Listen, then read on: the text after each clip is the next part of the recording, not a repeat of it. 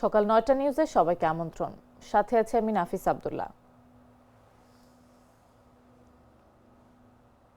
ইনকিলাব মঞ্চের মুখপাত্র ঢাকা ৮ আসনের সংসদ সদস্য প্রার্থী শরীফ ওসমান হাদির অবস্থা অত্যন্ত সংকটাপন্ন। বুধবার প্রধান উপদেষ্টা উপপ্রেস সচিব আবুল কালাম আজাদ মজুমদার এসব তথ্য জানান। তিনি জানান, সিঙ্গাপুরের পররাষ্ট্রমন্ত্রী ডক্টর ভিভিয়ান বালাকৃষ্ণন বুধবার দেশটিতে চিকিৎসাধীন জুলাই গণঅভ্যুত্থানের সম্মুখ ভাগের অকুতোভয় যোদ্ধা ও ইনকিলাব মঞ্চের মুখপাত্র শরীফ ওসমান হাদিকে দেখতে গিয়েছিলেন। রাত ৯টা ৪০ মিনিটে ডক্টর ভিভিয়ান বালাকৃষ্ণন প্রধান উপদেষ্টা প্রফেসর মোহাম্মদ ইউনুসকে ফোন করেন এবং হাদির চিকিৎসা কার্যক্রম সম্পর্কে তাকে অবহিত করেন। তিনি জানান, হাদির অবস্থা অত্যন্ত সংকটাপন্ন। প্রধান উপদেষ্টা দেশবাসীকে শান্ত থাকার আহ্বান জানিয়ে হাদির জন্য দোয়া ও প্রার্থনা করার অনুরোধ করেছেন।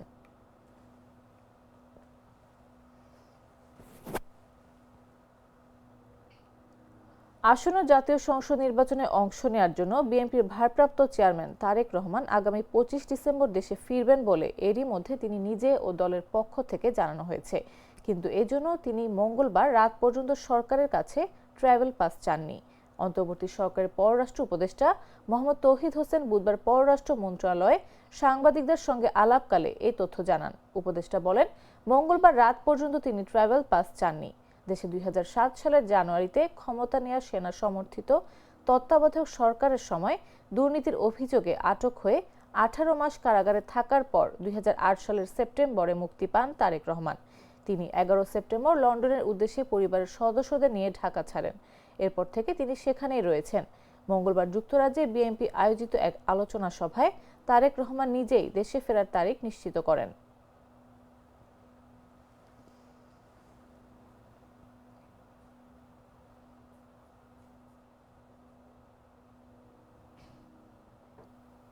লক্ষ্মীপুরে নির্বাচনী আচরণবিধি লঙ্ঘন করে সভা করায় জামাতে ইসলামীর এক নেতাকে ৫,০০০ টাকা জরিমানা করেছেন ভ্রাম্যমাণ আদালত।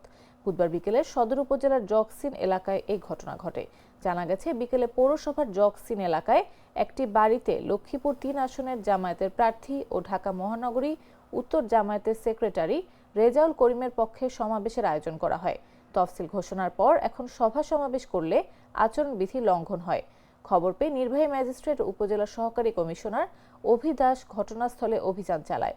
অভিদাস বলেন, প্রায় ২০০ লোক নিয়ে জামাত প্রার্থীর পক্ষে সমাবেশ করা হয়। সেখানে গিয়ে প্রার্থীকে পাওয়া যায়নি। তার এক সমর্থক ছিল। সমাবেশ করে আচরণবিধি লঙ্ঘন করায় তাকে ৫,০০০ টাকা জরিমানা করা হয়েছে।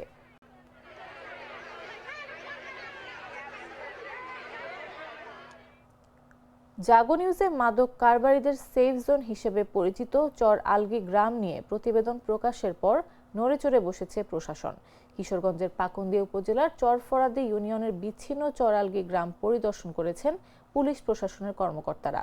বুধবার বিকেলে এলাকাটি ঘুরে দেখেন পাকুন্দিয়া থানার ভারপ্রাপ্ত কর্মকর্তা SM আরিফুর রহমান। পরে এলাকাবাসীর উদ্যোগে আয়োজিত মাদক বিরোধী সমাবেশে অংশ নিয়ে তিনি স্থানীয়দের অভিযোগ শোনেন এবং মাদকের বিরুদ্ধে কঠোর অবস্থানের আশ্বাস দেন। নদী ঘেরা ও যোগাযোগ বিচ্ছিন্ন এই গ্রামটি দীর্ঘদিন ধরে মাদক চক্রের নিরাপদ আশ্রয়স্থল হয়ে উঠেছে বলে অভিযোগ স্থানীয়দের। সংবাদ প্রকাশের পর প্রশাসনের উপস্থিতিতে কিছুটা স্বস্তি ফিরলেও তারা স্থায়ী নিরাপত্তা ব্যবস্থার দাবি জানান। সমাবেশে শিক্ষক, ইমাম, শিক্ষার্থী সহ বিভিন্ন শ্রেণী পেশার মানুষ নিয়মিত পুলিশ টহল, নৌযান সহ স্থায়ী ক্যাম্প ও ধারাবাহিক অভিযান জোরদারের দাবি তোলেন। OSM আরিফুর রহমান বলেন, প্রয়োজনে চর আলগিতে নিয়মিত থানা ক্যাম্প বসানো হবে। UNO-কে সঙ্গে নিয়ে মোবাইল কোর্ট পরিচালনা করা হবে এবং মাদক ব্যবসায়ীদের দ্রুত আইনের আওতায় আনা হবে। মসজিদের ইমাম জুয়েল মুন্সি সংক্ষিপ্ত বক্তব্য রাখবেন। পশ্চিমপাড়া মসজিদের বক্তব্য দিতে এখানে বিভিন্ন থানার বিভিন্ন অঞ্চলের কুখ্যাত সন্ত্রাসী আসামি আমাদের এই চরালগিতে আশ্রয় কেন্দ্র হিসাবে ব্যবহার করে। আমার এই এলাকার মাঝে মাদক মুক্ত সমাজ চাই। আমাদের এলাকার মাঝে একটা ঘর আছে, এই ঘরটা স্যার আপনাদের কাছে আমাদের বিনতিভাবে অনুরোধ, এই ঘরটা আপনারা সাথে থাকিয়া এই ঘরটা ভাঙার ব্যবস্থা করবেন। যদি আমরা দেখি ওই ধরনের অ্যাক্টিভিটি যেখানে হচ্ছে, আমরা কথা ফেলে এখানে থানা বসাবো। আপনারা ইউনো সাহেবের সাথে কথা বলবেন, প্রয়োজন হলে ইউনো সাহেবকে নিয়ে এসে আমরা এখানে থানা বসাবো, এখানে কোর্ট বসাবো এবং এখান থেকে মোবাইল কোর্ট করে তাকে এখান থেকে জেলখানা বসাবো। Mr. Noodles, amazing taste. মাত্র 18 কাঠা জমি, অথচ সে অল্প জমিতে একসঙ্গে ফলছে 26 রকমের সবজি। মেহেরপুরের গাংনী উপজেলার কৃষক আবুল কালাম প্রমাণ করে দিয়েছেন, সঠিক পরিকল্পনা পরিশ্রম থাকলে অল্প জমিতেও সম্ভব বড় সাফল্য। তার এই ব্যতিক্রমী চাষ পদ্ধতি এখন অনুপ্রেরণা হয়ে উঠেছে এলাকার অন্য কৃষকদের জন্য। বিস্তারিত জাগো ডেস্ক রিপোর্টে।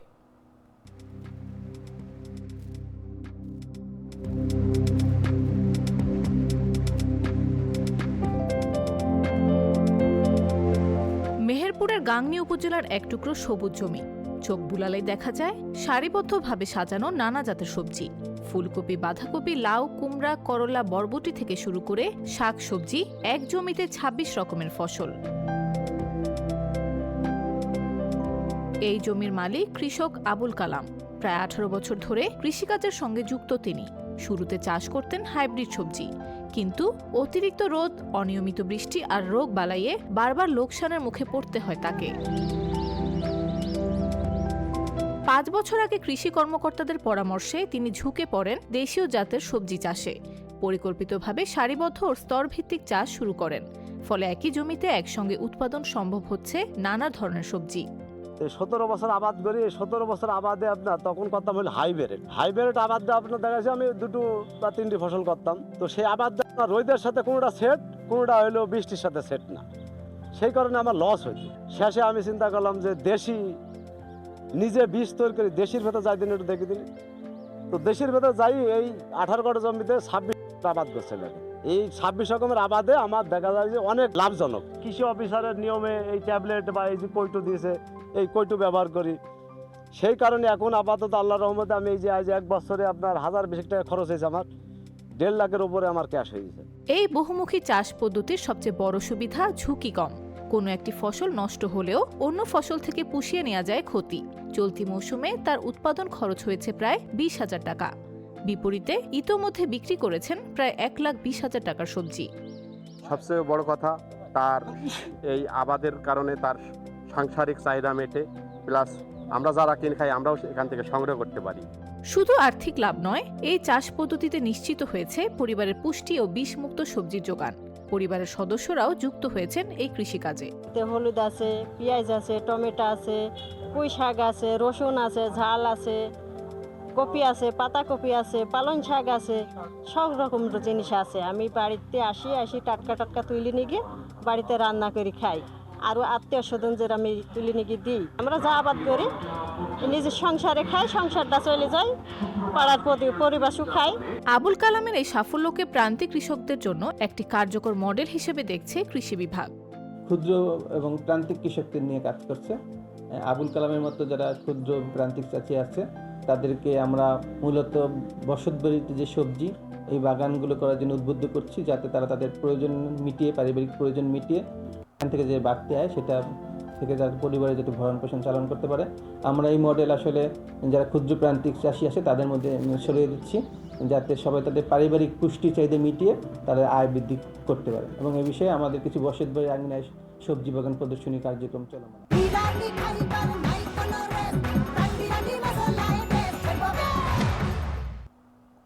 জানাবো আন্তর্জাতিক সংবাদ।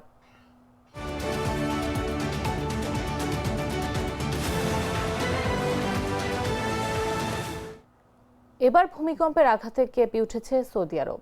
দেশটির পূর্বাঞ্চলীয় প্রদেশে আঘাত হানা ভূমিকম্পটির মাত্রা ছিল রিক্টার স্কেলে 4.3।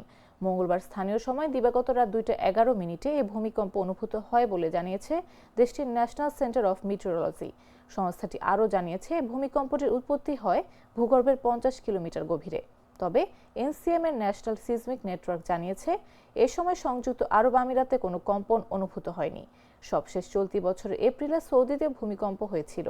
তখন সৌদি আরবের পাশাপাশি সংযুক্ত আরব আমিরাতেও 4.3 মাত্রার ভূমিকম্পন অনুভূত হয়। ওই সময় এর কারণ হিসেবে বলা হয়েছিল, আরাবিয়ান গালফ অঞ্চলে ভূগর্ভের পুরনো ফাটলগুলো নড়াচড়ার কারণেই ভূমিকম্প হয়েছে। ফাটলগুলোর অবস্থানের পরিবর্তন হয় আরাবিয়ান প্লেটের সঙ্গে ইউরেশিয়ান প্লেটের সংঘর্ষের কারণে।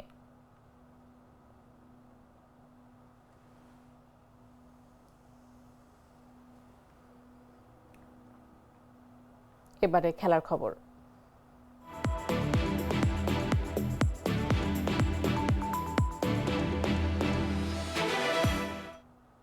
প্রথমবারের মতো ৪৮ দল নিয়ে ২০২৬ সালে যুক্তরাষ্ট্র, মেক্সিকো ও কানাডায় অনুষ্ঠিত হতে যাচ্ছে ফিফা ফুটবল বিশ্বকাপ।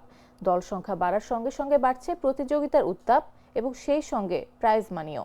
প্রত্যাশিতভাবে এবার বিশ্বকাপের মোট অর্থ পুরস্কার ২০২২ কাতার বিশ্বকাপের তুলনায় ৫০% বৃদ্ধি করেছে ফিফা।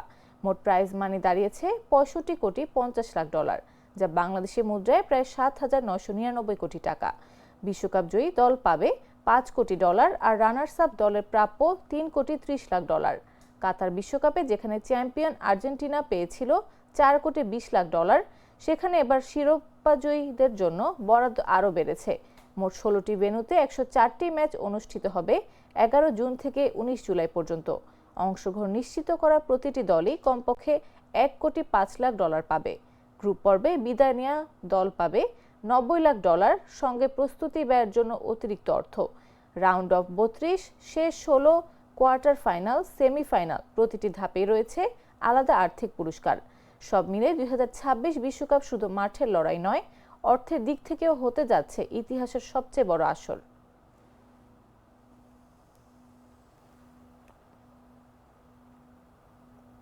দর্শক, এই ছিল এখনকার মতো।